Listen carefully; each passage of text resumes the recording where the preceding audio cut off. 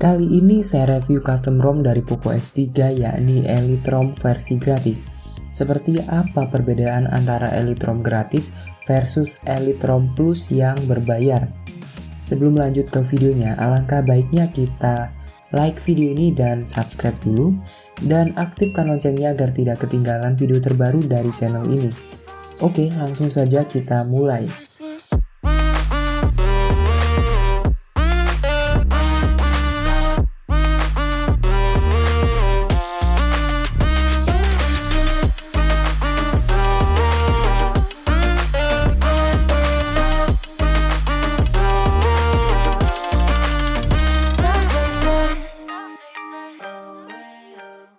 Seperti inilah penampilan dari custom ROM Elite ROM versi gratis dipadukan dengan tema Pro murni.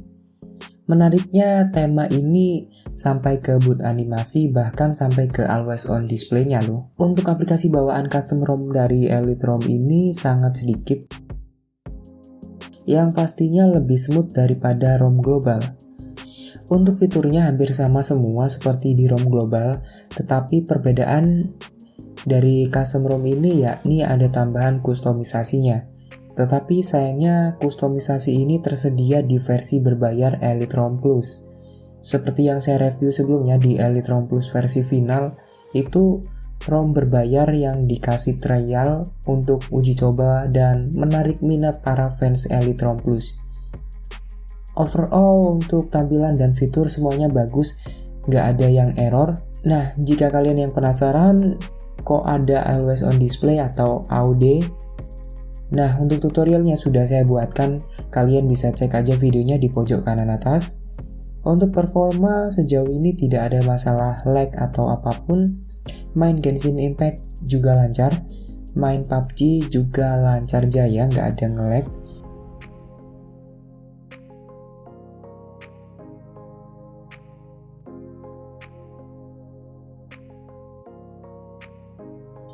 Untuk tes AnTuTu benchmark cuma mendapatkan skor di 289.000, skor yang wajar di Poco X3.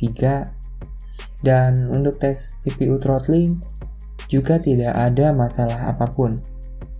Ini enak banget ROM ini.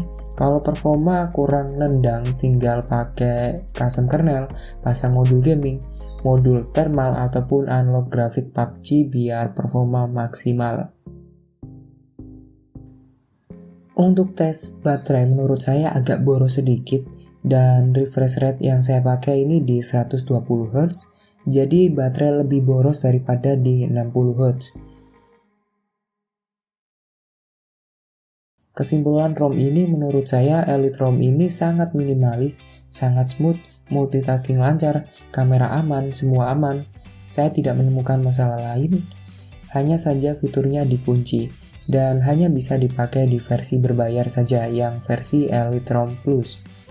Untuk versi thermal bawaan ini sepertinya juga diturunkan, dan inilah marketingnya di sini. Ya, jika kalian yang ingin mencoba silahkan aja di versi gratis. Semoga kalian bisa menggunakan versi berbayar agar menikmati performa dan fitur yang lebih maksimal lagi. Untuk tutorial ini sudah saya buatkan, kalian bisa cek videonya di deskripsi atau di pojok kanan atas. Sekian dulu video tutorial kali ini. Kalian bisa like, komen, dan subscribe. Sampai jumpa di video berikutnya. Bye!